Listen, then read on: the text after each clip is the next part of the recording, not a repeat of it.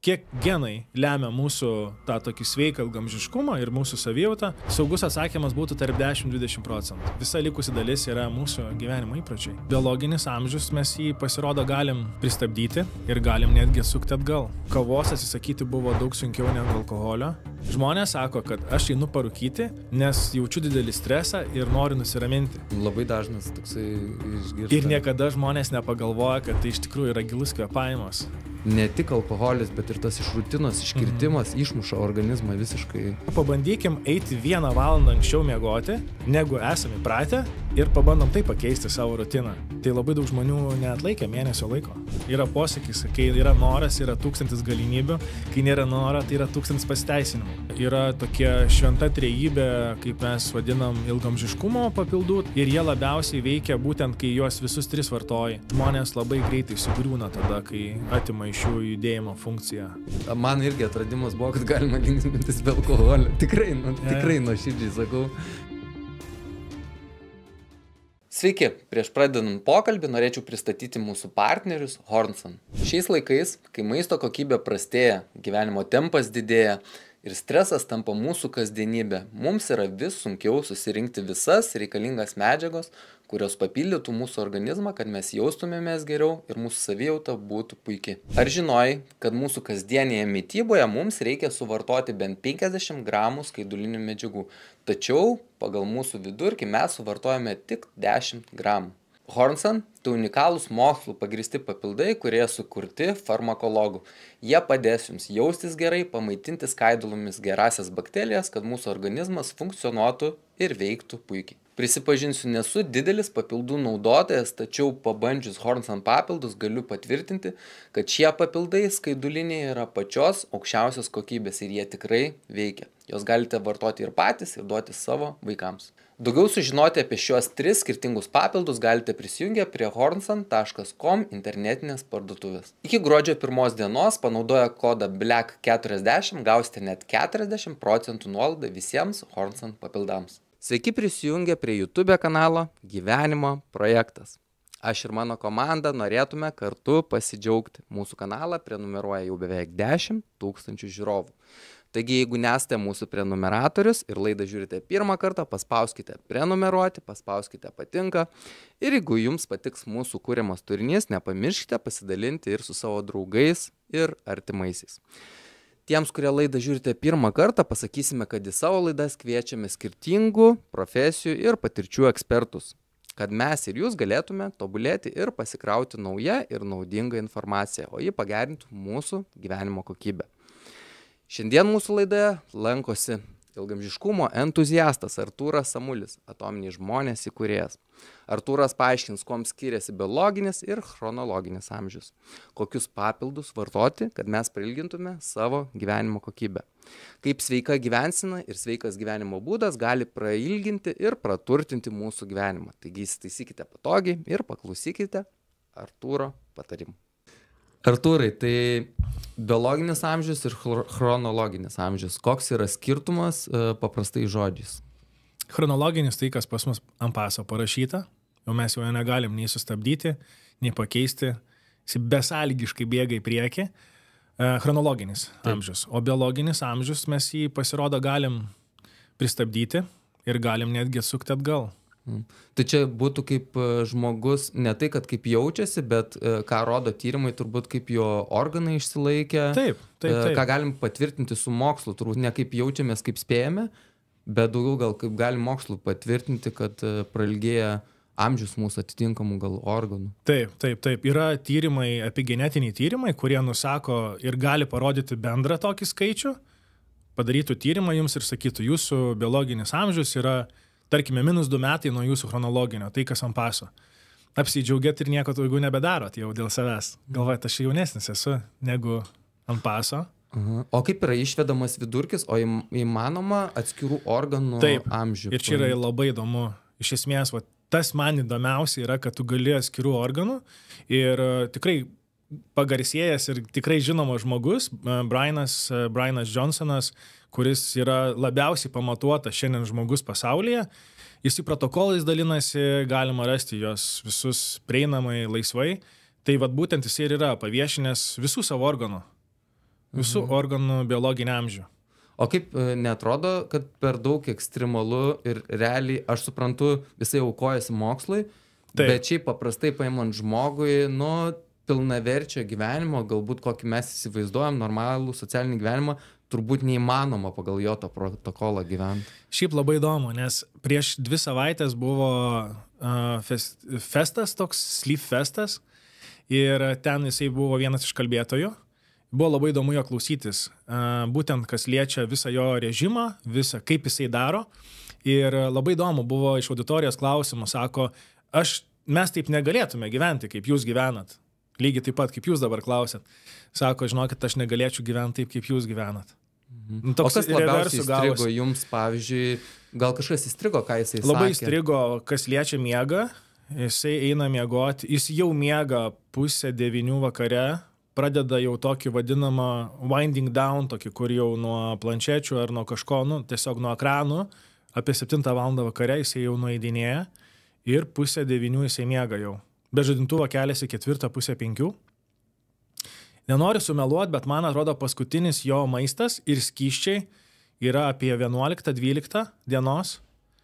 Tai sako, aš jau nueinu miegoti, kai mano visas organizmas yra pilnai viską apdorojęs, nėra jokių procesų, kurie užkeltų širdies ritmą. Pavyzdžiui, jeigu pavalgę vėliau nueina miegoti, atsikeliam ryte, galvom, kas čia buvo, lyg tai ilgai miegojau, bet širdies ritmas buvo pakilęs. Tai man labai įstrigo tai, kad jisai jau gana ilgą laiką, kaip in advance, jisai jau būna nebegeria skysčių, nebevartoja maisto. Kad nedirglintų turbūt organizmo. Taip, iš esmės, nes mes neina miegoti ir organizmas vis dar dirba.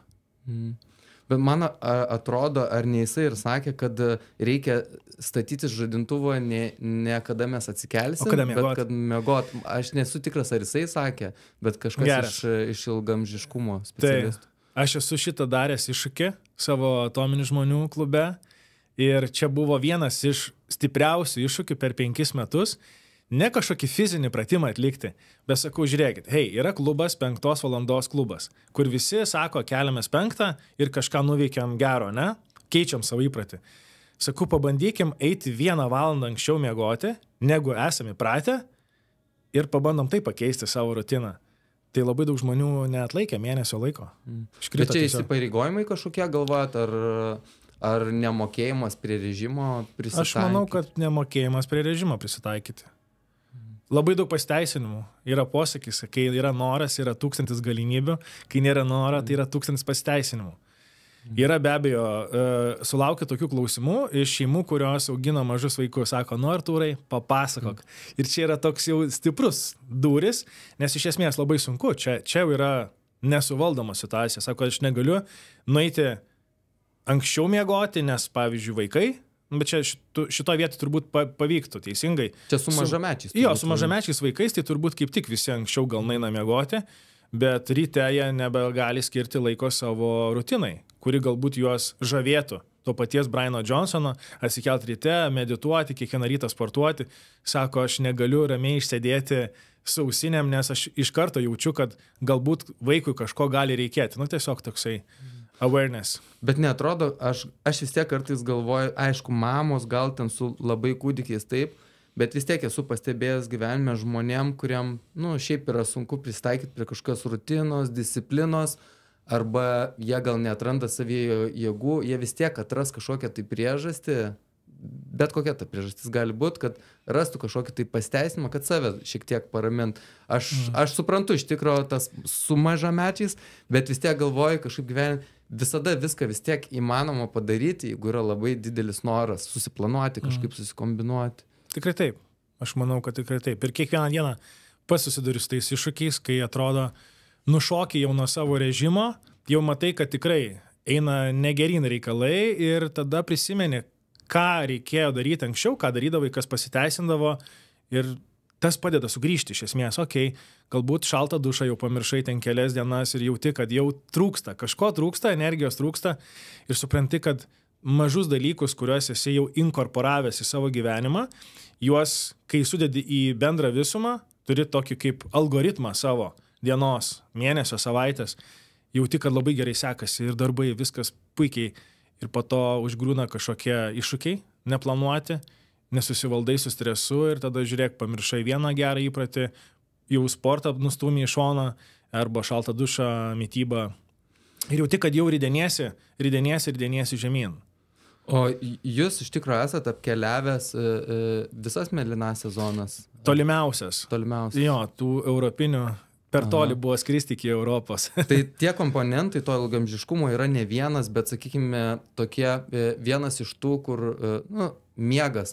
Kiek teko girdėti, kad, pavyzdžiui, žmonės, pietų miega, ar mes tik kalbam apie ankstesnį miegojimą, padeda kažkiek pietų miegas, neteko girdėti? Padeda, yra įtraukta ir mokslas sako, kad tie pietų miegas yra labai gerai, bet turime neperžengti, jeigu neklystu, gal pusvalandžio. Kad nepermiegoti. Tai. Kad nepermiegoti, nes ir neiti to pietų miego link vakaro. Ir greta. Tada jūs įtakos tavo jau nakties miegą stipriai. Mhm. O kuris jums elementas iš tų visų ilgaamžiškumo, jeigu paimtume mitybą, sportą, socialinis bendravimas, miegas ir kiti, tai kuris galvojat komponentas, jums pats patraukliausias ir galvojat, kad didžiausia gali įtaką paprastam žmogui padaryti? Bendruomenė. Bendruomeniškumas, man atrodo, čia yra pagrindinis raktas iš esmės. Ir bendruomenė gali būti iš 2 žmonių, mano suvokimu. Japonai turi 5 žmonių bendruomenę, vadinamą moai, tokį kaip reiškinį, kurie vieni kitiems padeda, finansiškai galbūt, psichologiškai palaiko. Tai nebūtinai šeimos nariai? Visiškai ne. Japonija įdomus reiškinys, nes žmonės, kai tikrai amžėja, ir visi amžėjame, ne tik Japonijai, bet yra toks reiškinys, kaip vadinamas moai, iš 5 žmonių, paprastai 5 žmonės, ir jie galbūt yra kaimynai, tiesiog kaimynai. Ir yra netgi etatai specialūs Japonijai, kurie rūpinasi, kad tokios grupelės susidarytų. Čia kaip socialinis darbuotojas būtų, jisai prižiūri tam tikrą gyvenvietės dalį, lanko, pažiūri, kaip tie vyresni žmonės gyvena ir juos apjungia.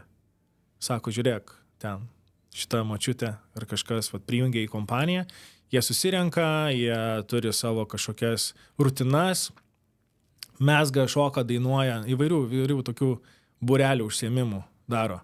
O jeigu Lietuvą paimtume kaip šalį, stipresnė vieta tas socializavimas ar silpnesnė vieta? Pagal žmonių tipą galbūt, palyginus su kitom šalim? Aš manau, kad mes nesiliekam. Tikrai yra labai gerų pavyzdžių, kur atrodo susirenka žmonės, yra socialinė bendruomenė ir jie susirenka pabėgioti. Aš tikrai gal rinkčiausi bėgti kažkur bekelę. Tiesiog tikrai mano sąnariai labiau dėkoja, kai aš ne asfaltų bėgu, jaučiu, kad tiesiog dainuoja sąnariai, jeigu bėgu miško takeliais. Ten, aišku, kitų iššūkių yra. Aš matau, susirenka 50 žmonių, pavyzdžiui, Kaune, gyvenu centre ir matau, kaip 50 žmonių bėga asfaltų senamiesčio grindiniu ir jie, matau, kad tikrai yra laimingi. Ir manau, kad ne tik dėl bėgimo, būtent dėl bendruomenės, būtent dėl to bendruomeniškumo. Tai manau, kad Lietuva visiškai nieko nesilieka. O kas jūs, jeigu taip žiūrint atgal, patraukė ir kaip jūsų kelias prasidėjo su to ilgaamžiškumu, kažkas turėjo gal gyvenime atsitikti, ar atsitiktinumas koks, ar mokslas sudomino? Aš pradėjau apie tai galvoti, nes sulaukdavau tokių klausimų, nuo kada man taip parūpo ir kada aš pradėjau propaguoti, tai galbūt daugiau mokslo žiūrėti. Tai mokslą daugiau pradėjau žiūrėti prieš 3 metus, nepilnus 3 metus daugiau studijuoti, kaip čia kas atrodo, mokslinių daug konferencijų, lygiai tos pačios mėlynos zonos, Singapūras yra viena iš tų zonų, kuri kaip ir nėra knygose dar vadovėlėse įtraukta, bet jinai tokia kaip mėlynoji zona 2.0, dirbtinoji mėlynoji zona. Nes kodėl jinai būtent? Valdžia Singapūrą nori per ateinančius 10 metų visą tautą biologinį laikrodį atsukti 3 metais, visos tautos. Net nebejoju, kad jiems pavyks. Darbo jėga? Ne, bet iš esmės aš manau, kad jiems pavyks, nes jie labai stipriai žiūri mokslą. Turiu santykių gerų su mokslininkais, kurie tenai dirba universitetuose ir labai įdomių sprendimų priima valstybės lygmenių. Pavyzdžiui, tas kaip longevity trendas, sakykime dabar, ilgaamžiškumo, jisai gana brangus yra ir daug žmonių apie tai kalba, sako, čia tik turtingiesiems. Ir Singapūras tikrai nėra neturtinga šalis, bet tam, kad visa tauta atjaunėtų, labai investuoja į pačios tautos sveikatingumą ir visus testus, kas įmanoma padaryti, kur galima genetiniai tyrimai, jie suteikia 10 kartų mažesnę kainą negu privačioje klinikoje. Čia, kad užbėgtų už kelią, turbūt lygos pamatyti kažkokias. Taip, nes ilgamžiškumas ir yra, mano akimis, prevencinė medicina. Prevencinė medicina tam, kad numatyti į priekį. Dažniausiai mes bėgam, kai mums jau skauda, kai labai skauda, tada mes kažkur einam ir mokam jau tada, kiek jau mūsų paprašo ir ieškom, pasimetam tarp gydytojų, tarp rekomendacijų, draugui padėjo, tai gal ir man padės. Tai prevencinė medicina mano akimis yra ateitis ir aš taip jau gyvenu, kad tai yra dabartis, domėdamasis. Šiaip daug visokių socialinių projektų mano gyvenime yra įvykę ir dabar dar yra ir su senelių namais turiu projektą, kuris kiekvienais metais vis auga, vis daugiau senelių namų aplankom. Ir aš pagalvojau, kad tas ilgamžiškumas jisai mano gyvenime visą laiką buvo. Nes turėjau močiutę, kurią reikėjo labai rūpintis 7 metus. Žinojau, kad sunkus procesas yra, kai žmogus jau nebevaikšto, po operacijų reikia ant rankų paimti močiutę, nunešti ir tada galvoju, kažkaip norisi padėti, jeigu galiu padėti, kad tiems vyresniems žmonėms būtų smagiau gyventi, tiesiog. Kad jie galėtų... Ne per vėlu vyresniam žmogui pagalvoti apie ilgamžiškumą, ar įmanoma dar per kažkokį likusį gyvenimą, sakykime, jeigu žmogus jau, pavyzdžiui, pensija yra, pensiniam amžiai, ar įmanoma dar tą gyvenimą prasilginti? Manau, kad taip. Vienareikšmiškai. Turiu gerą pavyzdį. Pavyzdžiui, buvo COVID-as, 20-21 metai, labai daug žmonių buvo priversti sėdėti namuose ir daug dalykų per nuotolį. Tai mano mama, pavyzdžiui, kaip pavyzdys, man labai įkvėpė, aš matau jos pavyzdį, persikėlė visos pamokos į namus ir viskas nuotoliu. Tai tikrai mama priaugo daug viršsvorio, nes tiesiog judėjimas sumažėjo ir daug streso, nauji dalykai. Ir po to aš kažkaip pastebiu, žiūriu, sakau, mama, ką tu darai? Sakau, kad tu taip gražiai akise, nes tikrai svoris krenta. Sako, mes su dar 2 draugiam kiekvieną rytą 7 ryto atsikeliam ir einam pasivaikščioti. Ir jos eina 7-8 km kiekvieną rytą. Tai jokio didelio sporto salės, bet jinai per vaikščiojimą ir bendruomenę, kurią minėjau, iš keletą žmonių, kurie turi panašų tikslą, galbūt tiesiog, ne tik, kad svorį numesti, jinai net negalvoja apie svorį. Tiesiog, kad išeiti iš tos situacijos, iš tos negatyvios galbūt aplinkos, kuri iš esmės slogi aplinka buvo COVID laikotarpis. Tai aš manau, kad pensiniam amžiui lygiai taip pat galima užsiimti sveikesniu gyvenimu. Nes tas ir judėjimas, kadangi žmonės sutverti judėti, ir yra įrodyta, kad pirma, kaip didžiausia mirties priežastis, tai netiesiogiai yra, kad žmogus nustoja judėti, bet po to ligos, kurios seka. Jeigu žmogus, pavyzdžiui, gauna kažkokią traumą, pas jį mobilumas sumažėja ir tada prasideda šalutinės ligos ir nukrenta gal vyresni žmonės. Tai kuo ilgiau judėsim, tuo bus ilgesnis ilgamžiškumas. Bet jūs vis tiek vedat ir nemažai turbūt seminarų, visur dalyvaujat. Kokia jūsų nuomonė yra, žmonės ateina, ieško ilgamžiškumo, kažkokių vaistų, kažkokių būdų, bet neužduodat klausimą ar paliekat tokį, kaip ir žmogus pats turėtų susiprasti, kad yra ir žalingi visokie įpročiai, kur žmonės ir jų dar neatsikratė, bet vis tiek tikisi čia gyvenimą kažkaip prasilginti, bet iš tikrųjų nėra susitvarkę elementarių dalykų gal. Taip, tai aš tą pastebiu. Ir pastebiu ir geriausia turbūt yra savo pavyzdžių. Savo pavyzdžių parodyti, ne tai, kad parodyti, žiūrėkit, aš to nebedarau, bet į mano gyvenimą tiesiog atėjo. Tai aš dabar jau nebeskaičiuoju, bet bus kokie 8, turbūt 8 metai be alkoholio, 3 metai be kavos. Su kava labai įdomu buvo, tikrai daug kartų esu dalinęsis jau šito įspūdžiu. Pasidalinkit su kava. Nes labai įdomu, kavos atsisakyti buvo daug sunkiau negu alkoholio. Atrodė, kad daug didesnė priklausomybė, kažkas netaip galvoja, čia tai jau įdomus iššūkis. Ir kavos atsisakiau, 1,5 metų pavyko jos nevartoti, po to patekom vėl į tokią įdomią situaciją atostogų metu 2 savaitėm į saviizoliaciją. Buvom su žmona Maldyvose, matom per langą palmės linguoja, vandenyną matom, išeiti niekur negalim, kažkaip reikia save pamaloninti. Ir tada atsimenu, grįžau, sakau, gerai, išgersiu mažą puodelį kavos, kažkaip save pamaloninsiu. Ir paskui 1 per dieną ir grįžau vėl prie didelio kiekio tos kavos naudojimo. Aš manau, kad niekas nebūtų žalinga, ypatingai kava, jeigu mes jos per daug nevartotume. Mano atveju buvo per daug. Aš tiek, kiek... Kokia priežastis paskatino bloga savijauta, ar matęs, kad didelė priklausomybė, kur jau labai stipriai... Aš jaučiau, kad aš nebekontroliuoju savo veiksmų. Tarkim, yra susitikimai kažkokie su klientais ir aš jaučiu, kad mano liežuvį jau valdo kava. Jaučiu padidėjusi širdies ritmą. Jaučiu gal net ir rankų virpėjimas, jeigu reikia kažką perduot, paimti, jauti, kad tikrai nebekontroliuoji.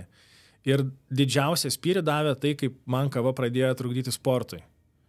Aš ryte atsikeldavau, išgerdavau kavos, galvoju, taip kalbėdavo mano ankstesni treneriai, galbūt ten sporto salė sakydavo, prieš treniruotę yra geras toks stimuliantas, kaip prie workoutas kavos išgerti. Tai aš taip išgerdavau kavos, nueidavau į CrossFit'o treniruotę, ten jausdavau, kaip man sukyla labai spaudimas, jau tvinkčia galvoj, baigėsi treniruotė, nueina tas toks pirmas blogumas, važiuoju iš treniruotės link namų, sustoju degalinį, nusiperku dar kavos ir išgeriu ir pajaučiau, kad čia jau yra kažkas nebegerai.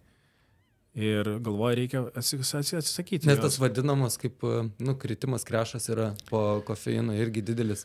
Nes dar jeigu su cukrum kažkas geria, tai iš viso kava turbūt dvigubas miksas gaunas. Nedidesnis, tas, tie krešai, tas ir yra, kad tokie kaip adrenalino ampulės.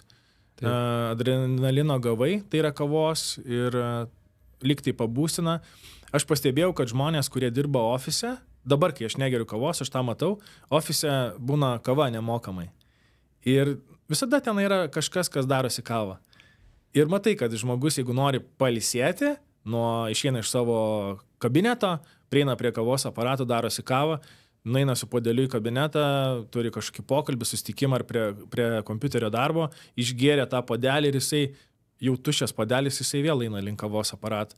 Ir toks ir bouncinimas, man atrodo, gaunasi, kad... Kaip ir rūkimas turbūt panašiai gaunasi. Taip. Apie rūkimą labai gerą.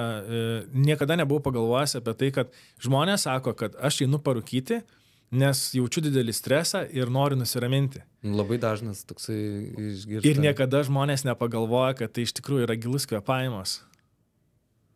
Man labai atrakino šitas suvokimas, kai aš supratau, kad kai žmogus paima cigaretę ir ją giliai traukia į plaučius, tai iš tikrųjų yra giluminis kvėpavimas. Aišku, čia jau su nuodais, bet jeigu tiesiog atsistotumėm, išeitumėm lauką, bet kokio oro, taip kaip ir rūkantį daro, jeigu pūga ar lietus ar saulė, vis tiek eina parūkyti. Čia kaip ir panikos atakos ką liepia daryti, tai kvėpavimas, lietus, kontroliuotas kvėpavimas, kad save nuraminti, gal ir logiškai. Tai va, tai čia gal taip nėra tokio suvedimo, čia nėra gal mokslinio pagrindimo, ką aš dabar dalinuosi, bet man labai imponavo, aš galvoju, geras, rimtai. Labai stresuoja žmogus, susinervina ir tada surūko gal 1-2 cigaretės. Tai iš esmės, kiek jis trunka ten, 2-3 minutės, atsistokit, pakvepuokit giliau, lėčiau ir tada galite eiti į jūrą maudyti šaltą ar po šaltų dušu, bet prieš tai prasikvepavę. Tai tas pasirūkimo. Šiaip labai įdomus man šitas suvokimas buvo, kad jie negalvoja, kad jie giliai kvėpuoja iš tikrųjų. Tai mes turim iš tikrųjų rūkimas, alkoholis, paminėjom kofeinas, taip? Taip. Tai čia tokie turbūt elementariausi, kas pas žmogų gali būti, kas gali įtakoti mūsų savijautą gana stipriai. Tai va šitie atrodo tokie baziniai dalykai, bet galbūt tas mąstymas dabar šiek tiek pasikeitęs, nes jeigu anksčiau žmonės pasakydavo, aš irgi tarp kitko jau toj metai bus nevartojau alkoholį, antrą kartą pasibandžiau. Sveikinu. Iš tikrųjų tai prisipažinsiu, žiauriai geras jausmas. Labai geras jausmas. Ir kažkaip, kad traukti taip netraukia, ir tu galvoji, gal nelaužysiu to tokio rekordo, gal visai gerai jaučiuosi ir daug dalykų tikrai atradau savyje. Tai tokia pagrindinis man atradimas, kad vėlus nuėjimas miegot, pavyzdžiui, esi kažkam vakarėlį ir tu negeri alkoholio. Ir aš visada galvodavau, kad ta tokia savijauta ryte jinai yra nuo alkoholio. Bet jeigu tu esi kompanijoje ir lygiai taip pat nueini ten 1 ar pusę 2, baigėsi, bet aš alkoholio nevartoju. Aš jaučiuosi lygiai taip pat blogai, kaip ir tie, kurie vartoja, ir tu supranti, kad ne tik alkoholis, bet ir tas iš rutinos iškritimas išmuša organizmą visiškai, bent tokiam amžiui, man 40, gal jaunikai buvom, tai ten iki 5 ryto galima. Tai gal iki 7-8 eini į darbą jau tada. Bet požiūris sutinkat pasikeitęs, anksčiau sakydavai, negeriu, tai kaip, tu čia negeri, dabar kažkaip žmonės supratingesni gal biški. Man pavyko atsisakyti alkoholio, kai aš Amerikoje gyvenau ir taip papuoliau tokią labai įdomią bendruomenę žmonių, kurie nevartojo alkoholio, neturėjo rūkymo, tokio blogo įpročio. Ir aš dalinuosi su visais to savo įspūdžiu, kai tu naini į vakarėlį, kur amerikiečiai labai mėgsta, pasikviečia pas save į namus, ir ten ant žolinėlio, barbekiu, kepsniai ir panašiai. Beje, jie nevalgė visiškai dar ir mėsos, tai visi tie kepsniai buvo augalinės mitybos kažkokiais pagrindais be mėsos, tai ir jokio alkoholio. Ir 30 žmonių ant žolinėlio su įvairiais žaidimais kiemo, visi juokiasi, visi pokštauja, visiems smagu ir aš atsimenu, tada buvau atsisakęs alkoholio gal prieš kokį 3-4 mėnesius, nedaug. Ir aš taip stoviu, žiūriu, taip retrospektyviai galvoju. Ar aš tikrai buvau laimingas, ulevodamas iki paryčių?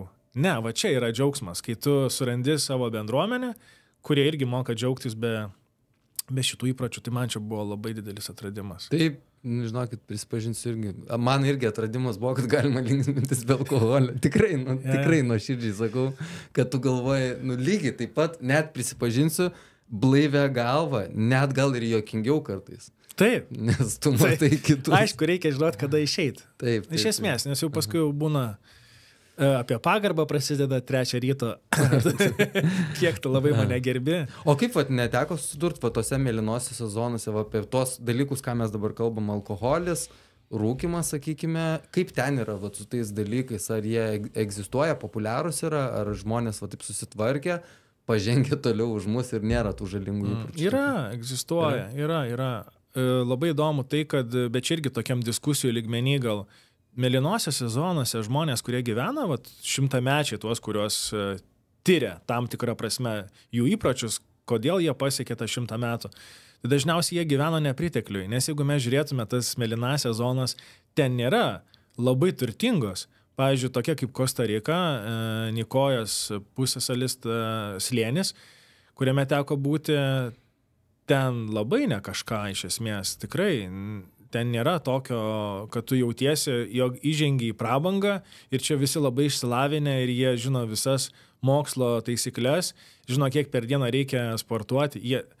Jų visa infrastruktūra gyvenimo iš esmės jie išeina ir dirba savo darbą. O ką mokslas sako, jų regione, kodėl? Nes gal kiekvienam regione mėlynųjų zonų skirtingi komponentai, kaip ne tai, kad vyrauja, bet pirmauja. Viename gal ten oras labai geras, kitur ten socialinis elementas geras, o Kosta Rikui, kas galvojat?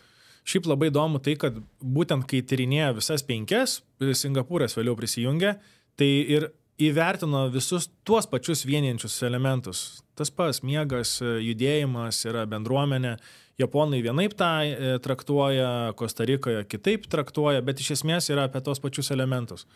O kas įdomu yra, visi jie yra prie vandenyno, prie jūros. Visos zonos yra prie vandens. Tai klimatas, kur visus metus iš esmės tu gali užsiauginti šviežius produktus. Tai tokie dalykai.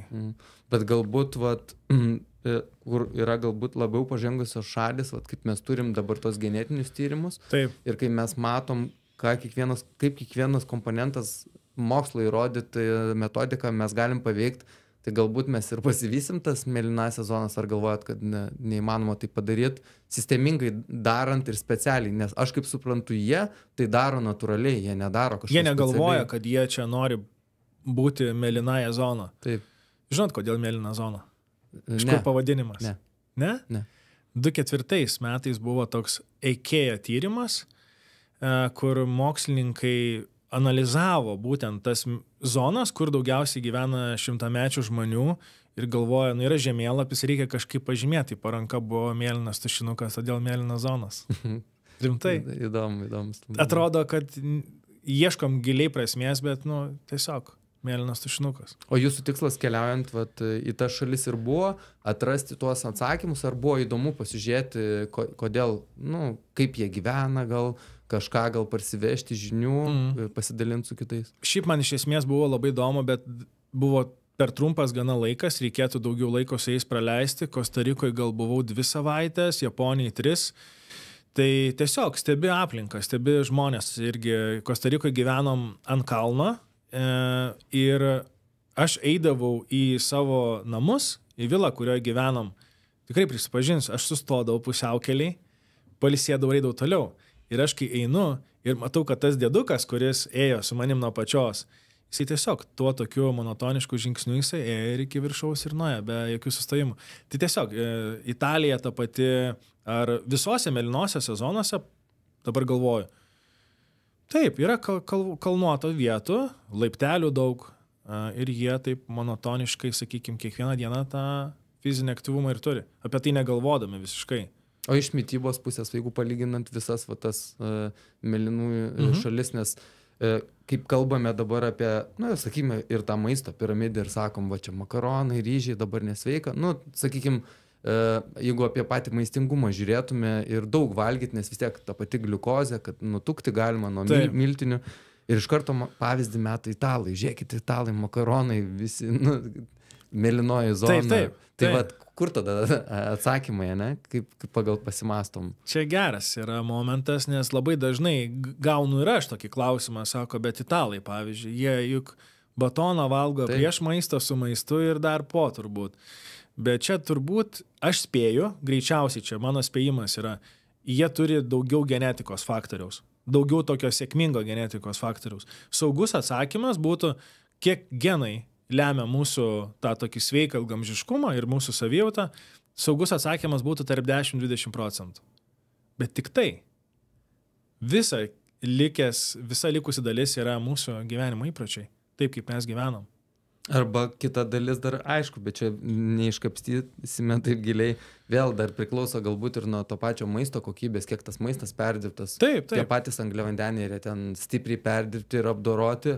Ar jie natūralūs angliavandeniai, tai dar, bet čia sakau, čia per daug gili komponentų. Tema, jo, bet iš esmės labai įdomu, nes aš irgi apie tai galvoju italai, ne visi italai, ne, yra viena sala, kur ten daugiausiai tų 100-mečių žmonių, ne visa Italija, bet jie to batono, kavos, pas juos yra, neatsimenu koks pavadinimas, bet yra kažkokia specifinė, speciali kava, kur irgi labai yra saldi. Nežinau, ar kokius ten jie pila saldiklius, sakykime, tą kavą, bet jinai labai ir stipri, ir saldi. Ir jie mėgaujasi tą kavą ir ilgai gyvena. Kitas momentas yra streso valdymas. Aš taip neatmesčiau galimybės, kad tie žmonės, kurie dirba sunkiai fiziškai, jie tam tikrą prasme išleidžia tos tokius streso hormonus ir jie grįžta vakare pavargę, eina miegoti. Su fiziniu darbu. Taip. O gal mažiau to pačio streso turi, aišku, gal kitiem ir kvailai nuskambės, bet aš kadangi bandęs ir tą pusę ekstremaliai, sakykime, ir vadovavimą ekstremaliai, ir fizinio darbo ekstremalaus bandęs, tai, žinokit, prisipažinsiu, man asmeniškai fizinis darbas ekstremalus yra lengviau negu emocinis darbas ekstremalus, nes tave išsunkia dar daugiau. Tai gal dėl to, kaip sakot, jie dirba fiziškai ir gal neturi to smegenim streso. Jie turi gal tą kortizolį, bet jisai net, ne iš smegenų tos veiklos gal ateina, aš galvoju. Aš pritarčiau. Čia mes diskutuojam iš esmės, bet mano pamastymas lygiai toks pat, nes jeigu žmogus ankstyna miegoti, tiesiog pažiūrėkime į savo senelius, aš atsimenu, tikrai eidavo anksti miegoti ir anksti keldavosi. Atsikelia jau ten, eina karvės apžiūrėti ir negalvoja tas žmogus, kad sėdant dviračio. Atsimenu, močiutė ten, nežinau kiek jai metų buvo, bet sėsdavo ant dviračio ir važiuodavo į ganyklą, nes reikia karvės pamelžti. Kanės tas, kaip vadinau. Kanės parnešti, ten dėdavo ir negalvojo, kad taip sunku, sakydavo, man sunku čia, bet neatsimenu, kad būtų skundės iš tikrųjų, kad man, čia tai yra sunki fizinė veikla, kurią aš atlieku savo gyvenime. Atsimenu, buvo trauma, gal buvo klubo sąnario, kažkas su klubo sąnariu buvo susiję ir po to buvo didelis nusivylimas, kad nebegalima dviračiu važiuoti, tada eidavo pėsčia. O neatsimenat, šiaip, jeigu atsuktų atgal, gyva dar močiutė, ar ne? Ne. Tai o neatsimenat, šiaip įdomu, nuo to laiko, kai, sakykime, prasidėjo tokie dalykai, kiek dar metų gyveno? Plius minus. 10 gal, tai dar iki daug. 10. Bet čia geras momentas yra, nes žmonės labai greitai sugriūna tada, kai atima iš jų judėjimo funkciją. Nes ką aš matau šiai dienai, man tai atrodo, čia vis tiek kita tema yra, nes, pavyzdžiui, susitrumuoja žmonės ir duoda, aišku, tos ramšius tokius, pavyzdžiui, aš irgi, mano, uošvienė, irgi sakau, kuo greičiau tik tai atsistatot, metat lauk, nes čia yra, negalima tėvam vyresniem pirmas požymis, tik tai lasdelės, lasdos visokios, jeigu leidžia tai kūnas, Tai. kuo greičiau atsikratyti po traumų, nes, pradeda žmonės birėti iš tikro, reikia pačiam stengtis judėti į priekį natūraliai, nes, sakau, tokie mes esam sutverti, kol mes judam, tol organizmas funkcionuoja, nes viskas net mokslų paaiškina ir ta raumeninė masė pradeda mažėti, ir medžiagų apykaita sulėtėja, ir daug dalykų dar susideda turbūt. Savo pavyzdžių galiu paliudyti. Kažkaip jaučiu, kad turėjau persisotinimą sportu, tikrai buvau perdegęs, praeiti metai mano tokie buvo, beprotiškai buvo daug sporto. Kokia forma buvo? Buvo pasiruošimas crossfito varžyboms Italijai, ten irgi be skaičiaus treniruočių. Aš atsimenu, dar prieš Italiją buvo Latvijoje vienos varžybos. Aš jau nuvažiavau, aš nežinau, galvoju, iššoksiu tą basiną, ar aš išnersiu iš to basino, nes tikrai buvau jau visiškai save nustekenęs. Ir tada po crossfito, atsimenu, buvo birželio 1 dienos, crossfito reikalai į šoną, tada grįžau į karate, nes ruošiausi Japonijai, ruošiausi 4 dano egzaminui ir tada ten labai daug visko, daug kovų, daug pasiruošimo. Taip išsekinau, tai aš realiai, kai grįžau lapkričio 1 praėjusiais metais, tai prieš metus laiko, dabar bus labai gėda, bet prisipažinsiu viešai, aš iš esmės jėgos treniruočių nelabai ir turėjau. Aš kokį pusę metų nenorėjau žiūrėti visiškai į salę, tai aš ėjau tik plaukti. Bet ar fizinis buvo, ar emocinis išsiekimas? Aš manau, kad daugiau emocinis gal buvo, toks fizinis jis atsistato, kai tu pripratęs visą gyvenimą ir sportuoji.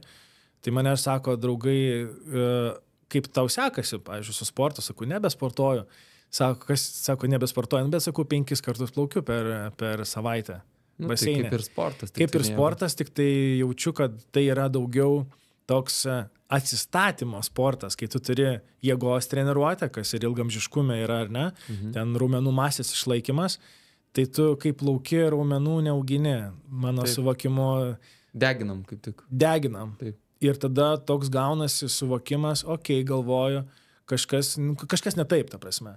Tada sakau, gerai, po pusės metų grįžtu ir eisiu į crossfitą. Viską su treneriu susitarėm, pradėjau eiti ir tada pasportavom gal, nežinau, porą mėnesių ir paaiškėjo, kad Laimo ligą pasigavau ir galvoju, ko man ta vasara tokia sunki buvo. O Laimas savijauta, labai sunki savijauta buvo. Jėgų trūko. Labai jėgų trūko. Ir nežinojot, kad... Nežinau, aš 4 mėnesius nežinau, kas su manim vyksta. Atrodo, reikia tiek daug darbų nuveikti, bet kaip slunkis tiesiog, tu eini, priguli, kažkur atsistoji. Bet ir to momento, kai įkando irgi ne... Aš žinau, kada įkando. Erkės aš neradau, bet buvo įkandimas ir tiesiog įkandimas, bet aš tų erkių manau, kad esu turėjęs ne vieną. Gamtą myliu, tai nieko nebuvo iššūkių tokių. Ir po to labai įdomus sutapimas, vadinkim, buvo galimybė prie jūros išsmaudyti ledo vonioj. Aš iššaukau tą ledo vonę ir man iš karto ant rytojaus atsirado didžiulė delno dydžio dėmė ant juosmens. Ir aš pradėjau skaityti, pas savo lygą nusistatinėti ir galvoju, atsirado dėmė ir gali būti susijęs su šalčiu. Bet iš tikrųjų tai galbūt, tikiuosi, dėkočiau, kaip sakant, Dievui ir visiems kitiems, kad čia buvo ženklas, kad iššaukė tą dėmę, kuri parodė, kad tai yra Laimas, Laimo liga. O dabar, jūs paminėjot, vis tiek crossfitas, tai net jau aš daug sportuoju, bet mano standartas dar didesnis, kaip pasakyti, laiptelis, labai sekinantis sportas. Taip. Ką, pavyzdžiui, aplinka? Nes mano tos treniruotės, aš irgi daug sportuoju, vis tiek sveika gyvensena ir komentarai, tikrai su jais negalėčiau nesutikti, nes yra kas rašo. Man atrodo, sako, aš gerdamas alų ir rūkydamas ilgai gyvensiu negu tu. O kaip jūsų, pavyzdžiui, draugai žiūri? Nėra kažko panašaus, kai užsiminėjot tuos sportų, nes toli gražu nuo sveikatingumo, man atrodo. Ypatingai, kai ruošiesi varžybom. Va toks varžybinis režimas, kada yra, tada labiau gal savęs nesaugai. Tai, kas ir man atsitiko. Manau, kad daugiau buvo kažkokių sudedamųjų, buvo darbe, tokio padidėjusio streso tuo metu, kai buvo ir pasirašymas tom varžybom. Tai tiesiog gal nesusitvarkiau su tuo. Bet grįžtant prie crossfito, tai toks, aš tai vadinu paprastai gyvulių sportas. Tikrai, bet man patinka. Man patinka. Aš iki COVID'o iš esmės nelabai ir buvau lietęs štangos. Aš kovotojas, man atrodydavo, kad tai nelabai svarbu ir padeda, nors dabar tikrai viskas labai pasikeitė, dabar jau profesionalūs kovotojai tikrai nevengia sporto salės, nevengia svorių, darbo su svoriais, tai aš labai minimaliai tą darydavau, kai buvau profesionaliam lygyje, bet dabar jaučiu, kad toks būtų įdomu sugrįžti, bet gal ne tokiam intensyvume. Tai per COVID'ą susiradau trenerį, kur sakau, aš noriu suprasti, kaip tai atrodo, norėčiau pradėti tą sportuoti, tai mes pradėjom labai metodiškai, esu labai dėkingas savo treneriui Andriui, kur tikrai nuo lazdos paėmimo, ne nuo štangos, nugaros padėties, nes tikrai niekada nes to nebuvau susidūręs ir mes labai metodiškai visą kelią augom ir tikrai užaugom. Aš atsimenu, parašiau jam žinutę, sakau, norėčiau su tavim pasportuoti. Bet aš niekada dar nebuvau buvęs crossfito treniruotėj. Gaunu atsakymą, sako, bijau, kad tu su manim niekaip nepasportuosi, nes tiesiog galvoju. Netitinka. Aš neturiu įgūdžių tų visų pratimų, kalbant apie crossfitą, apie štangas. Galvoju, geras, jisai čia kažkaip mane nuvertina, kad aš nepasportuočiau, nes aš buvau tikrai fiziškai labai aktyvus, bet kitaip aktyvus. Atėjau pirmą treniruotę, sakau, kiek čia reikia laiko, kad jau galėtumėm kokias nors varžybėlės nuvaryti. Tai po 9 mėnesių nuėjau pirmas varžybas crossfito. Iš 67 vyrų gal finišavau jau gale 64 koks gal. Ir aš buvau toks žmogus, kur man arba čempionas, arba nedalyvaut. Ir man taip gerai viskas sekėsi. Bet kai atėjau crossfitą, aš jau supratau, kitam amžiuje atėjau jau nebebūdamas paauglys, kad ne čia yra esmė, kad daugiau tokio savianalizės, tokio tiesiog savipasitenkinimo, naują kažką išmokti. Ir atsimenu, klausė tie žmonės iš crossfito bendruomenės, sako, kaip tu jautiesi? Prie galo. Sakau, man labai faina, aš jūs iš galo prižiūriu, kaip jūs ten priekyje atrodot. Ne, galbūt ta visokia patirtis gyvenime reikalinga, kad, kaip sakot, save pasinalizuot, kažkur patobulėt. O jūsų ta bendruomenė, kurią jūs turit, jūs dalyvaujat ir konferencijose, tai kur jūsų yra pagrindinis, kaip, sakykime, entuziasto, specialisto fokusas, į kurią sritį? Dabar tai didžioji dalis laiko yra ties prevencinės medicinos klinikos įkūrimu. Ten yra labai daug laiko skiriama. Bet tos klinikos nėra dar? Dar ne. Čia su Vaidu Dirsa tas pats projektas, ar ne? Tas pats projektas, jisai prisideda prie šito labai daug ir labai tikiuosi, kad greit startuosim, nes tikrai buvo planas vasarą tą padaryti, bet tiesiog yra... Čia bus kaip fizinė klinika? Fizinė klinika bus, taip. Vaidas turi savo kitą dar projektą, kuriame dalyvauja, tai Vaidas daugiau gal, sakykime, konsultuoja mane, kas liečia protokolus. Vis dar laukiu, linkėjimai Vaidui. Vis dar laukiu tų protokolų, nes aš be jų negaliu išjudėti.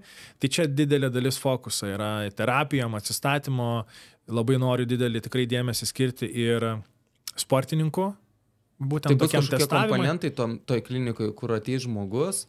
Tai papasakokit, kas bus. Jo, tai terapijos. Jo, vizija yra tokia, kad norėtųsi nuo tyrimų, pradėti nuo tyrimų, nuo genetinių ištyrimų, nuo tų kažkokių ir ligas pamatyti, galbūt kas galėtų genetinių pagrindų mūsų, laukti klientų, sakykime, numatyti tai, bet šiaip manau, kad bus daugiau gal sveikų žmonių, kurie be lygų, ta prasme, be kažkokių lygų ateina ir ištiriam genetinius, tuos epigenetinius visus tyrimus. Ir padarom jos ligonis. Jo, kad turėtumėm klientų. Juodas juokas. Bet iš esmės terapijos, daug terapijų, intraveninės terapijos, kurios tikrai populiarėja, NAD molekulės tos pačios, NMN molekulė yra viena iš tų, kur stengiamės, kad atvyktų ir turėtume galimybę Lietuvoje tą turėti. Teko išbandyti šitas terapijas Japonijai, kai buvau. Ten yra laisviau į tai žiūrima. Jau O kaip daug atrodo metų. pati ta terapija? Vat, apie Tai yra lašelinės būdu. Ir kiek veikia laiko jinai? Iš esmės, tai nad lašelinė, jos pačios sulašinimas trunka gan nemažai. Jeigu ten žiūrėt 500 ml, tai aš pragulėjau gal 3,5 valandos. Ir jausmas toks nėra labai malonus iš esmės, nes pati molekulė didelė pakankamai ir jaučias toks širdies plotė, toks lyg tai šiluma kažkokia, toks karštis muša. Bet kai supranti, dėl ko darai... Čia į veną leidžias? Jo, į veną, jo. Tai, o NMN, tai ten labai greitai, ten panašus kiekis per pusvalandį ir jokių pojūčių. O ką tai padaro, tai visos tos intraveninės terapijos, vat būtent šitos mano paminėtos, jos padidina NAD plus molekulės tą kiekį, įverti mūsų kraują, mūsų energiją padidina. Tiesiog. Jautėsi kažkoks pasikeitimas? Nepajaučiau, žinau, kas yra pajautę iš mūsų bendruomenės tarpo, yra, kad nemiegojo, dalyvavo mokymuose ir ten, sako, grįžau į Lietuvą ir tada šiaip nebėgioju, bet tiesiog ėjau pasivaikščiot, pradėjau bėgti, tiesiog buvo tokių pojūčių žmonėm, kur labai daug energijos jautė. Aš tai tiesiog pajaučiu didelį poveikį ant miego. Miego pagilėjo miegas, atsistatymas pagerėjo. Ir tai išsilaiko apie porą mėnesių, paskui reikėtų pakartoti. O kadangi čia prakalbam šiek tiek apie papildus, tas pats NMN-as, tai Lietuvoje kaip ir tai nėra, negalim sakyti, kad nelegalu, ar ne, bet yra kas naudoja, užsisako juos iš užsienio, elektroninių parduotuvių. Tai užsienį galima laisvai, man atrodo, taip, ir Jungtinėje karalystėje. Taip, būtent Jungtinėje karalystėje, daug kas iš Jungtinės karalystės juos ir perka. Aš pirkau Japonijai tos papildus. Tai šiaip... O tai čia reguliavimas kažkoks yra Lietuvoje yra atskiras ar Europos Sąjungoje? Europos Sąjungos yra reguliavimai. Ir iš esmės, ir Amerikoje, jeigu neklystu, yra draudimas. Nes priskiriama daugiau kaip vaistui, kad reiškia, gydytojas turėtų išrašyti receptą. Nes tam, kad veiksmingas. taip, būtent. O kokius dar papildus jūs pats, pavyzdžiui, vartojat? Tai gali būti ir tie kasdieniai visiems žinomi papildai, bet naudojat kažkokį kompleksą, ką turit, kažkokį tai gal etapą sugerėt, vėl pertrauką padarot, kokie jūs pagrindiniai? Buvo toks etapas, paskutinis etapas buvo, kai iš esmės buvau atsisakęs beveik visų papildų, ten buvo išlikę omega 3, toks kaip bazė, kur to paties Vaido patarimas, sako, manau, kad čia yra visą gyvenimą, čia be kurso, tiesiog visą gyvenimą, kiekvieną dieną omega 3 vartoti, nes su maistu tiek negaunam ir neįsisavinam, yra tokia šventa trejybė, kaip mes vadinam ilgamžiškumo papildų, tai yra tas pats NMN paminėtas papildas, yra toks TMG, TMG ir resveratrolis, yra irgi kaip antioksidantas veikiantis ir jie labiausiai veikia būtent, kai juos visus 3 vartoji. Komplekse. Kaip komplekse vartoji, taip, jie vienas kitą papildo ir geriausias rezultatas gaunasi. Tai ilgą labai laiką, kokius metus, aš tik tai tuos 3 naudojau ir prieš kurį laiką tik įsivedžiau omega 3. O teko tyrimus darytis genetinius ar telomerus matuotis po tų papildų ar ne? Taip. Ir buvo skirtumas? Taip, yra. Tai va tie tokie 2 esminiai rodikliai, ką ir Vaidas padeda Lietuvoje išsitirti, tai telomeros ir NAD plus molekulės, tai mes tą ir matom, kaip kinta viskas. Labai įdomu yra tai, kad aš esu dalinęsis, kai tik pradėjau šitą kelionę, pasidariau epigenetinį tyrimą, nustatyti savo biologiniam amžiui ir gavau biologinio amžiaus rezultatą, kuris buvo 5 mėnesių skirtumas. Aš buvau 5 mėnesiais vyresnis negu ant mano paso. Čia prieš buvo visus... Prieš papildus, prieš viską. Tiesiog startas... Prieš protokolus. Prieš viską. Jo, 5 mėnesiais vyresnis. Gerai galvoju, geras iššūkis. Ir tada metai laiko, tai jau čia noriu ir grįžti prie to, kad buvo ir crossfito varžybam pasirašymas, ir Japonijai karate egzaminai. Tuo laikotarpiu, kai buvo protokolai, buvo papildai, viskas, ką tik tai galėjau prie ko prieiti, tą naudojau ir bandžiau. Ir lygiai po metų pavyko iš tikrųjų netgi tą pačią dieną kraują priduoti. Paaiškėjo, kad esu metais vyresnis, biologiškai. tai reiškia, pablogėjo rezultatas. O kaip Buvau galvojat, 5 mėnesiais. Kuris komponentas, kaip galvojat, paveikė labiausiai? Aš manau, kad streso nesusivaldžiau ir tiesiog sportas. Sportinis stresas ar šiaip gyvenimiškas? Gyvenimiško, daugiau gal gyvenimiško. Buvo iššūkių darbe ir sportą, kad ir kiek jo bebuvo, nesugebėjau suvaldyti. Tai čia buvo įdomus dalykas ir aš to paties Vaido klausiau, sakau, žiūrėk Vaidai, aš tai viskas gerai su manim. Sakai, kad metais esu vyresnis, bet pagalvokim apie tai, kaip mes klinikoj pasakysim klientam, kai jie metus laiko, pavyzdžiui, gyvens pagal protokolą, vartos papildus, ateisi terapijas ir padarysi tyrimą ir sakysi, žiūrėkit, jūs esat metais 10 metų, pavyzdžiui, pasenat. Čia labai yra įdomus dalykas, grįžtant apie pačios klinikos konceptą, tai labai norime sekti to žmogaus įpročius, ką jisai daro, nes kada mes išleidžiam iš klinikos, po tyrimo mes nebelabai matom, ką žmogus daro. Ar jisai tikrai maityba pasikeitęs yra, tai todėl bus atsakingi specialistai, kad jie sektų, kad turėtų konsultacijas nuolatinės. Turiu viziją tokią, kad beveik primiktinai turbūt prašyti, kad jie nešiotų kažkokį tais įrenginį. Monitorių, kad stebėti. Yra apyrankės, yra žiedai. Bet čia dėl to, kad save apsisaugot, kad turėtumėt ar daugiau dėl datos tos visos, kad susirinkti ir kad jums padėtų aiškesnius rezultatus, pasidaryti išvadas kažkokias, ar netgi ir tuo atveju, jeigu žmogui įrodyti, sakyti, va, žiūrėkit, čia ilsėtės per mažais, čia praktiškai nedamiegojot kiekvieną dieną, kad būtų toks counter argumentas. Tai viską ir susakėt, iš esmės. Nes čia labai svarbu yra, aš Singapūrė su vienu gydytoju kalbėjau, sakau, kaip jums pavyksta klinikoje, monitorinant žmonės, yra rezultatai ir galbūt jie pablogėja pas kai kuriuos, arba nepagerėja, tiesiog lieka toj pačioj vietoj. Sako, taip, susidurėm su iššūkiais, sakau, gerai, tai kodėl tada jūs neduodate žiedo, pavyzdžiui, kuris gali sekti tą miegą arba apyrankę? Sako, apie tai nepagalvojom, sako, geras, tai jūs tiesiog įskaičiuokite tą metinį brangų abonentą, tą įrenginį ir tiesiog suteikit žmogui, arba daug kas jau turi, iš esmės. Ir tada tu gali matyti, nes jeigu žmogus nedamiega, tai jisai gali ką nori valgyti, kokius nori papildus, kokią nori lašinę, kokią nori šalčio terapiją daryti, deguonies, jisai tikrai nepagerins savo rezultatų. Ir vienas iš svarbiausių, kaip visi, aišku, svarbus, bet miegas. Ir net pats savo, pavyzdžiui, tikrai galiu pasakyti, nes visiems sakau, kaip aš gerai išsimiegu, kaip išsimiegu ir pasižiūri savo garminuką, vidurkis, net 5 valandų nesiekė. O atrodė, kad baisiai daug miegų, išsimiegu, bet tas vėlyvas nuėjimas, kol tu užmiegi, paskui anksti keliesi ir iš tikrųjų mažas labai vidurkis ir turbūt po truputį kažkur alinas nepailsi organizmas, viskas į krūvą susideda. Bet pats miegas lovoj praleidžia tai daugiau negu 5 valandas, aš kaip suprantu. Taip, ir kažkaip labai įdomiai, pavyzdžiui, nežinau kaip kiti laikrodžiai, bet Garminas fiksuodavo, bet, pavyzdžiui, VUPas, tai nefiksuodavo dieninio miego, nes nesupratau tik šito dalyko, nepagaudavo, po to tik supratau, nes jį nepagaudavo paprasčiausiai algoritmas. O kodėl nepagaudavo, įdomu, nes man nepapagauna VUPas. Pagauna? Aha. Keistai. Galvoju dabar. Gal per daug ramiai miego. Arba kaip tik neramiai. Arba kaip tik neramiai ir galvoja. Širdies ritmas yra aukštesnis ir dėl to nepagauna. Gali būti. Nes vis tiek jau kai nukrenta iki tam tikro lygio, tada jis įgauna, kad miegi. O jūsų šita socialinė visa bendruomenė, kokį poveikį jūs padarot?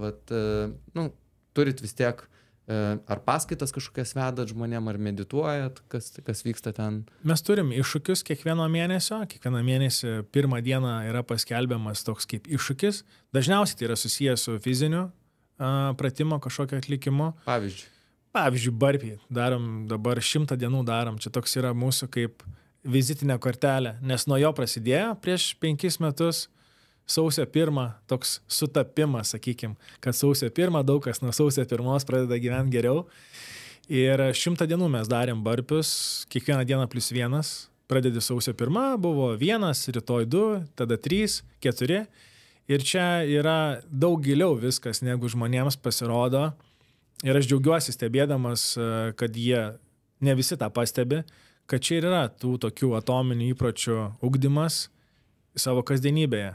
Nes jeigu tu, tarkime, praleidai 1 arba 2 dienas, tai tau pirmiausia reikia padaryti skolą, nes jeigu tu praleidai ten 20 dieną, 21 ir 23 grįžai, tai tu padarai 20, tų praleistų dienų skaičių tu padarai ir tik tada darai tą, kas yra šiandien tau numatyta. Tai šiandien yra 39 diena nuo spalio 1 startavom.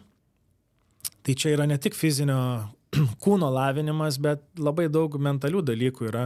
Žmonės parašo asmeninės žinutes, kurie yra grupėje, bendruomenėje, sako, Artūrai, jaučiu, kad nebeatlaikysiu. Tai tam ir yra grupė, tam, kad būtų kaip ataskaitinis partneris, nes kai yra 1 ant 1, irgi labai svarbu, o grupė pati irgi palaiko. Žmonės kelia video, kelia nuotraukas į uždarą grupę mūsų ir ten gauna tą palaikymą, pasitenkinimą, gal net kažkokį ir įvertinimą, kažkamgi reikia labai įvertinimo, tai gauna ir jį. Ir taip kažkaip kartu ir nueinam. Bendruomeniškumas. Taip, ir yra daugiausia būdavo su iššūkiais susijęs su fizinė kažkokiais pratimais, kai startavom ir paskutiniais metais, pastaraisiais, aš vis daugiau įdėdavau rekomendacijų, kaip pamedituoti, kiek laiko skirti, kokių galėtų būti naujų praktikų, ryto praktikų, vakaro praktikų, kvėpavimo, tą patį mūsų aptartą miegą, kur sakiau, pabandykim valandą anksčiau negu įprastai. Nes jeigu aš jums pasakyčiau, eikite miegoti 7:30 kaip Brianas Johnsonas, tai bus atmetimo reakcija labai didelė. Bet jeigu jūs einat 12, tai aš jūsų neklausiu, kada jūs einat miegoti. Sakau, valandą anksčiau. Tai jau reiškia 11. Ir taip daug kas susidėlioja. Aš žinau, kam tikrai labai gal skambiai nuskambėtų, gyvybės neišgelbėjau, bet gyvenimas labai susidėliojo vien dėl to, kad nuėjo miegoti valandą anksčiau, mėnesį laiko. O kokius dar kasdienius patarimus žmonėms galėtumėt duoti, kad turėtų tai įtaiką jų numanomam tam ilgamžiškumui, pagerintų kokybę? Labai didelį dėmesį rekomenduočiau skirti savo psichologiniai būkliai, stebėti save, kad neįeiti į susitikimą, pavyzdžiui, skubant arba bėgant. Japonijai patirtas pavyzdys, kai egzaminą laikiau karate diržo, labai įdomu tokia refleksija, bet savo šią pasidariau. 9:30 turėjo prasidėti egzaminas, vis tiek tai yra didelis stresas kūno, organizmui, tu jo ruošeisi metus laiko. 9:30 turėjo prasidėti egzaminas, mes atėjom gal be 15:09 ir aš stebėjau, kaip japonai viską į vietą sudėlioja, kaip viskas savo linijose sudėliota labai griežtai. Ir pagalvojau, kad jeigu aš ateičiau 9:30, aš jau būčiau pavėlavęs egzaminą. Tai toks palinkėjimas iš esmės yra ir savo to linkiu, ir ne visada man pavyksta tą padaryti, bet būti kur kas anksčiau, būti gal pusvalandžių netgi anksčiau iki sutarto laiko kažkokio susitikimo ir nusiraminti. Geriau tada paklausyti podcast'o, paskaityti knygą, tiesiog ramiai užsimerkus pabūti, pakvepuoti ir tada įeiti į susitikimą, nes susitikime tada tu labiau esi labiau įsiklausai žmogų, labiau esi empatiškas, tai čia bet kur taip. Aš taip stengiuosi praktikuoti. Ypatingai gerai, kai būna online susitikimai, tai aš prieš tai pamedituoju, pabūnu 15-20 minučių, turiu tam tikrų meditacijų, kurios yra vedamos, kada tu klausai, ką reikia daryti, būna kartais tyloje pabūni ir išeini iš meditacijos, prisijungi susitikimą ir tu esi visiškai į žmogų ir niekas kitas atrodo neegzistuoja. Jau esi kaip ir paruošę savo, kaip ir miegui paruošėm, taip ir... Ir tu paruoši tam pokalbiui, tu esi labai empatiškas ir žmogus iš esmės, jisai gerai jaučiasi, tavo pašnekovas gerai jaučiasi su tavim, kad tu ateini ramus ir toks neišsitaškęs. Tai čia vienas iš mano patarimų būtų pastebėti save ir man iš karto neiššokti. Toks juokas į manęs už save atsimna ir aš įsitikinęs, kad pas kitus yra sunku tokį įgyveninti, pavyzdžiui, jeigu ten turi kažkokius verslus ar kažką, mano tai tokie būdavo įėjimai susitikimo. Su rageliais, rankos dreba, įbėgi dar palaukit, čia pasiskrolinsiu truputį. Tai čia ir yra tas, turbūt mes patys save perdeginam, turbūt, nes kartais gal, tai iš esmės tai turbūt prioritėtų nesusidėliojam, nes niekad nesibaigs tie reikalai turbūt ir perdeginama ir kokybė pati visom prasmėm. Ir gyvenimo, ir šeimos kokybė, ir to pačio verslo, viskas tik tai turi tas balansas atsirasti. Šiaip tai geras, iš tikro patarimas. Ir dar vienas toks patarimas, kurį aš gavau iš draugo šveicaro šį pavasarį. Irgi toks visas išsitaškęs, buvau pas jį nuvykęs į svečius. Ir sako, Artūrai, aš tave stebiu ir noriu to vieną patarimą. Bet, iš esmės, žinom, kad jeigu patarimo nieks neprašo, geriau jo neduoti, nes net neišgirsi. Sakau, norėčiau, kad kažkaip, ką tu matai, tu savo įžvalgą pasakyk, sako, pagalvok, ko galėtum daryti mažiau. Bendrai. Ko galėtum tiesiog padaryti mažiau, nes mes dažniausiai galvom, ką aš dar daugiau galėčiau padaryti, kad pasisektų versle, kad galėčiau kažkokį naują kontaktą užmėgsti, gal tiesiog naują draugystę, kontaktą, darbą atlikti. Pagalvok, sako, ko galėtum padaryti mažiau. Bet kitais žodžiais, gal jeigu taip pasimaščius, tai gaunasi kitais žodžiais, ko galėtum galbūt daryti mažiau, bet ką protingiau ir produktyviau, įdėdamas mažiau pastangų irgi. Prioritetai, taip. Tie patys paminėti jūsų grinai prioritetai. Čia prie prioritetų dar noriu irgi tokį vieną akcentą pasakyti, kad ką aš labai stipriai jaučiu, kad kiekvienas žmogus gyvena pagal savo aukščiausias vertybės ir kai aš sulaukiau kvietimo iš jūsų ateiti į jūsų šitą tinklalaidę, jūs pataikėt tiesiai į mano aukščiausią vertybę. Į abi iš esmės pataikėt, ir į pirmą, ir į antrą, nes mano viena iš aukščiausių vertybių yra sveikas ilgaamžiškumas, jo siekimas, tai visomis priemonėmis. Jeigu tai yra kvietimas apie tai pakalbėti, jūs pataikot ir visą kitą iš esmės nustumėt į šoną ir aš esu atviras tam pokalbiui. Jeigu jūs mane pakviesit į vakarėlį su daug alkoholio ir linksmybių, nebūtinai aš neisiu, galbūt, bet tikrai tai nebus mano prioriteto viršūnė. Tai jeigu mes gyvenam pagal savo aukščiausias vertybės, manau, kad mes daug dalykų tada susidėliojam gyvenime.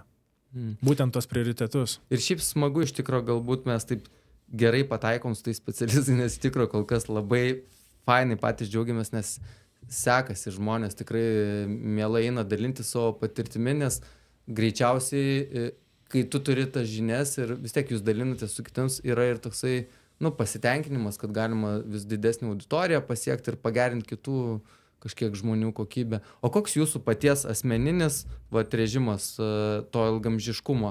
Nebūtinai jisai kažkoks idealus, bet vis tiek kažkokius įpročius, kurios dažniausiai darot jūs pats. Nereikia kažko nupiešti jau super, nes visi įsivaizduoja, kad turbūt ir jūs, ir aš, ir kiti savo sričių specialistai, tai tobuli ir didžiausi specialistai, tai būkim realistais, bet ką kasdieniam gyvenime paprastai daro. Tai aš pamilau šaltą vandenį nuo šių metų gegužės 5 dienos. Atrodo, čia jau visi šitą madą yra iššokę, visi kėtėse maudosi ir aš galvoju, šitas dalykas yra ne man. Ir sulaukiau vieno draugo labai stipraus ilgaamžiškumo tokio entuziasto, Ironmano skambučio. Tikrai jaučiu, kad energetiškai mane pajautė, kad sunkus metas. Aš jam nebuvau to minėjęs. Jis man paskambino, sako, žinai, aš sugalvojau, tavo atominių žmonių bendruomeniai galėtum paskelbti iššūkį šalto dušo. Ir aš galvoju, čia ta žinutė yra man. Aš esu tą padaręs 20 dienų, 30 ir paleidęs į šoną. Tai nuo gegužės 5 aš nei vienos dienos nepraleidau ir kai yra galimybė, aš maudusi jūroje, maudusi kažkur atviram telkiniai. Tai viena iš tų, kur sakyčiau, mano kasdienybėje, jeigu aš to nepadarau, kaip sakiau, jeigu aš praleidžiu dieną, aš tada blogai jaučiuosi. Ir man padeda labai susivaldyti savo emociją, stresą, nusiraminti.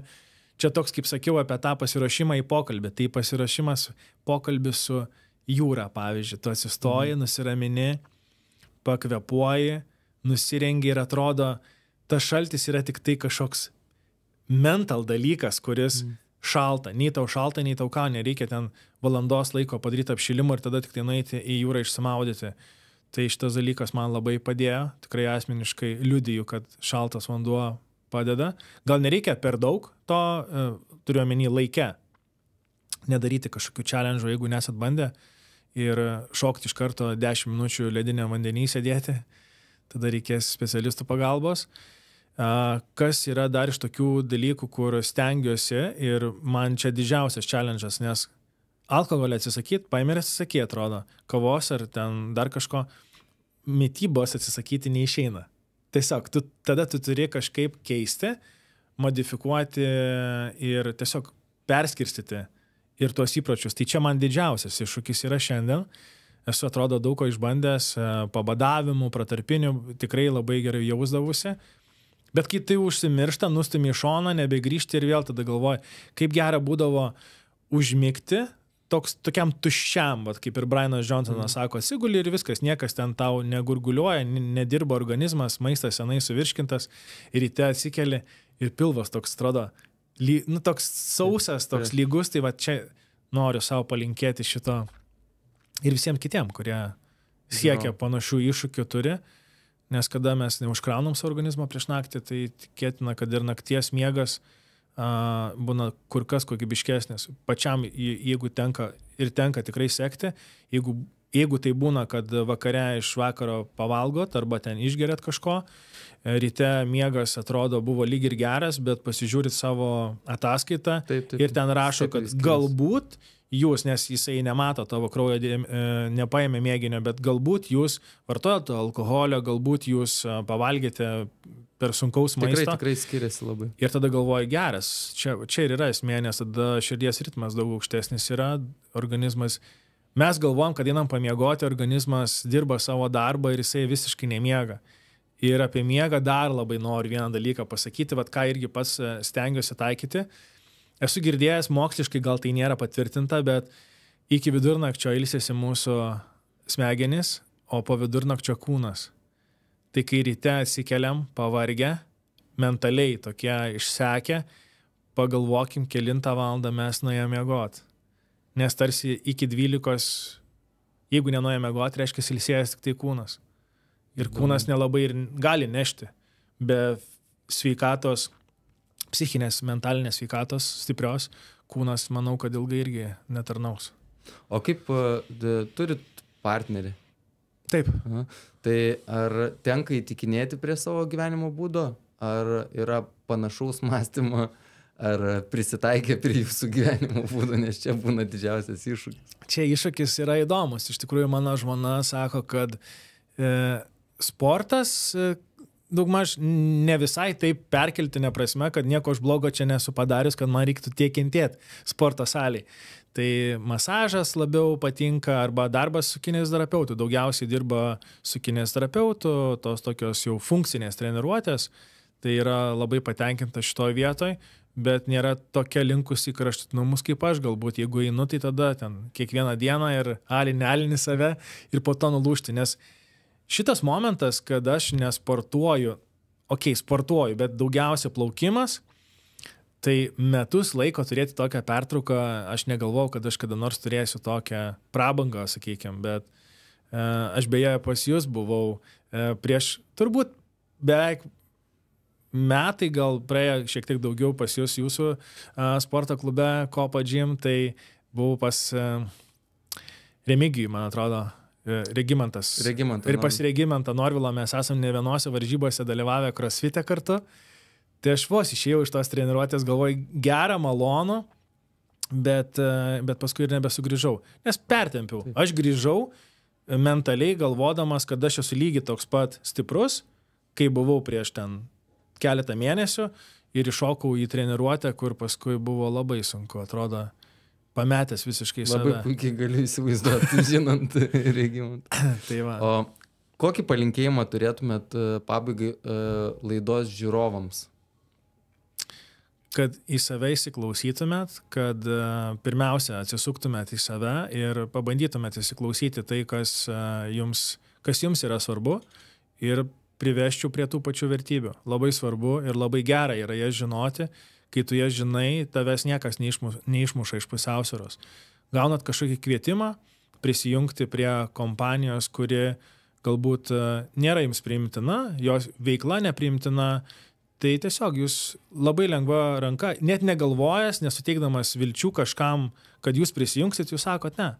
Jūs tiesiog, kaip aš ir paminėjau apie pakvietimą į podcastą, arba kažkokią kelionę, kuri susijusi yra su galimai dideliu žmonių būriu, tai prasme susipažinimu su žmonėmis. Tai aš gaunu tokį kvietimą, iš karto sakau taip. Tai tiesiog įsiklausykite į save ir pajauskit, ar čia yra jūs ar ne. Perfiltruokit per save. Lavinkit intuiciją. Ir čia yra irgi, kaip sako, žinojimas būna ir pražutingas, kai tu ją išlavini labai gerai. Ir tau jinai sako, Artūrai, čia ne tau. Bet tu sakai, gal pasiderėkim, o gal vis tiek pavyks. Ir jeigu tu neini į dėrybą su intuicija, visą laiką pralaimėsi.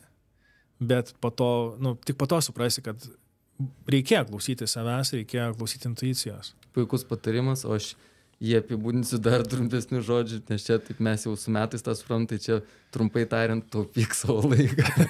Taip, man atrodo, apibendrinant. Taip. Ačiū labai už tokį gražų patarimą ir kad laidoje apsilankėt. Ačiū labai už kvietimą, mielai. Ir dėkojom už informaciją, kur pasidalinot. Ačiū.